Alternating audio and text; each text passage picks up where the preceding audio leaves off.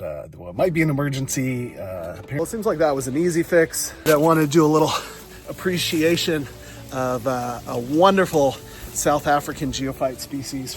Let's get to edging. Well, if you know anything about me, you know I'm often working all hours of the day and night. And here all right, as sometimes happen, I got a call today about, well, it might be an emergency. Apparently there's water pooling in the backyard of the house somewhere, so I gotta go check it out, make sure there's nothing going sideways with the pond or the stream or anything like that. So come on with me and we'll see what we can see. Hopefully get her sorted. All right, oddly silent, not a good sign. Stream is not flowing, so we gotta figure out what's going on there. That is vital to the filtration and oxygenation of the pond.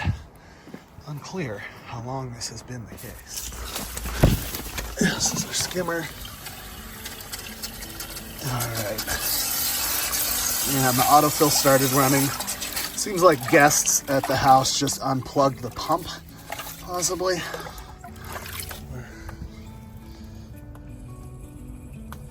Which, don't love that.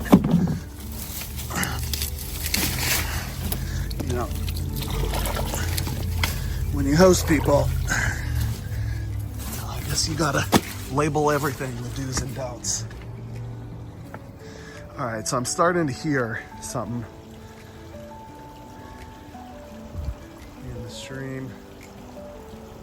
Stream's flowing again. All right, sorry guys. Get your life support back running. Aeration, filtration. Well, it seems like that was an easy fix. You never know. Sometimes you show up, you rent out a place, you never know what's going on there. You show up, you got to fix all kind of problem you weren't expecting. But hopefully that was an easy one. Get things back running quickly. Although this does need to be trimmed back quite a bit around the pond here, so maybe I'll get to that today as well. All right, we are back with these Santa Ana winds. You can see the dust and the hot air blowing around everywhere. It's kind of a mess. But that aside, I want to do a little appreciation of a wonderful South African geophyte species, Freesia laxa. Super tough. You wouldn't imagine. It's a beautiful, tiny little thing. Years and years ago, I got some seed from a friend online.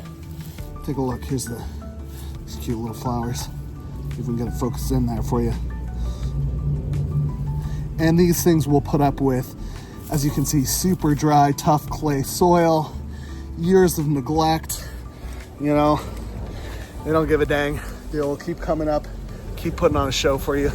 Let me show you something super crazy. I just discovered some that I planted forever ago and forgotten about. Look where they are. They are buried down here. And danged if it isn't coming up and see that, that's an inflorescence. It's getting ready to bloom. So, amazing. Love these guys. So, I had a massive kind of hedge of Thunbergia growing here, covering this fence, starting to climb up the trees and everything. It was getting a bit big. So I chopped it all back, and it's looking pretty dead right now. But it gave me a bunch of space at the bottom here, where you can see the grass has died back. So I'm gonna build that out. And I'm gonna make a little flower bed today with some drip irrigation in there for some nice, a little bit more of the ranunculus and anemones. We'll try growing them down here in zone 10. It's already pretty warm. We'll see how they do for the year, but it'll be a bit of an experiment. First step is gonna be to demarcate with this half moon edge of where the bed's gonna be. So let's get to edging.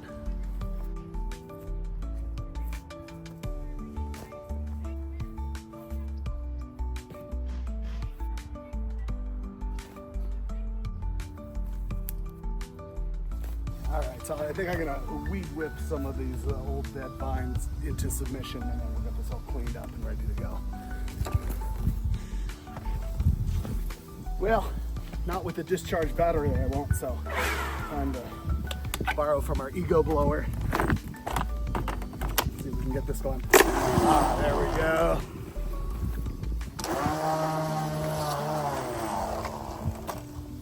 And of course, we're out of strength. All right, try again. Pop that spindle out. Get it sorted.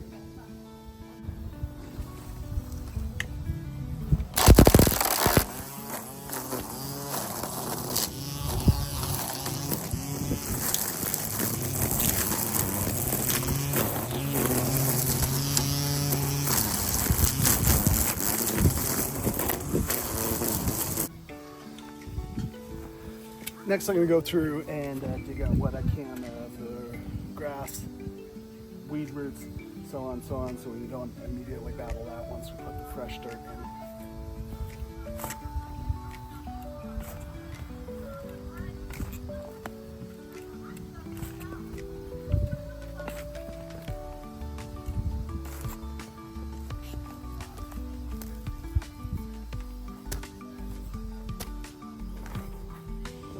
Here's something that I find to be a little bit annoying.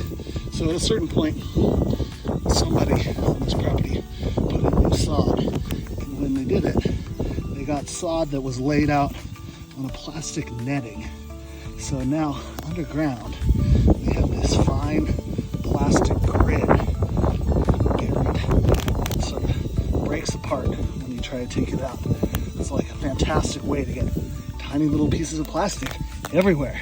It's my favorite thing, filling the environment with microplastics. All right, we got our little microplastic mesh out, and I got most of this turned over, looking good. So the next step is to amend. And I'm just gonna start with what I got. I got a bag of amendment in the back of the truck left over from another project, and I got all this stuff. Now, what is this, you might ask? Well, it's actually hydroponic medium. It's mostly coconut coir and perlite, which itself doesn't have any nutrients in it. But I did use this once upon a time to grow schmannabis, and so it's still got a lot of nutrient salts in it from the hydroponic process. So we'll mix that in, it'll lighten up the clay, and it'll add a little boom to the bed. So I was just taking a quick break to hit my energy drink here. Took a chug, felt something moving around in my mouth, and I was like, "Ooh, what's that?" And it was this little guy. It was a honeybee. Fell in there, was swimming around. Good thing I chugged him down and then spit him out, or he would have drowned in there. He didn't sting me, you know, her, I guess she didn't sting me.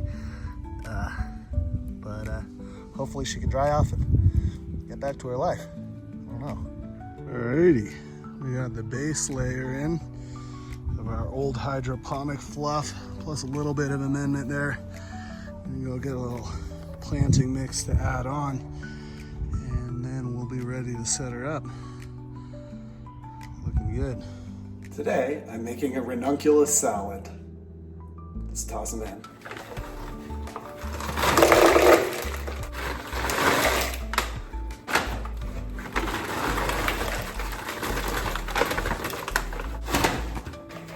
There's a lot of ranunculus.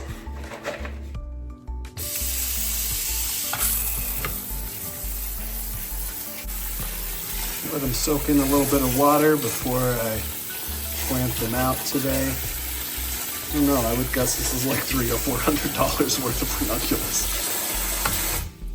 To go with the ranunculus salad, I think I'm gonna make a side of anemones.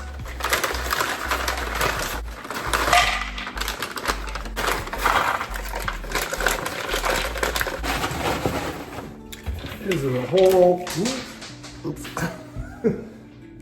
This is a whole lot of anemones.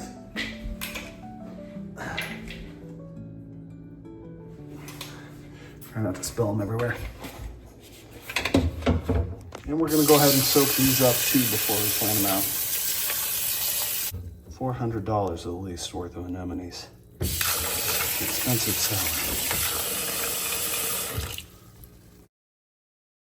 So here I am in line at the Green Waste and Landscaping Supply Depot, just talking about how it's not the best time to come there. It's towards the end of the day, so all the landscapers are waiting to drop off their loads for the day. You see all that green stuff. It basically gets ground up into this fine mulch, and then they resell it for use around the city. So we kind of have a semi-closed loop within Los Angeles, the creation and use of mulch.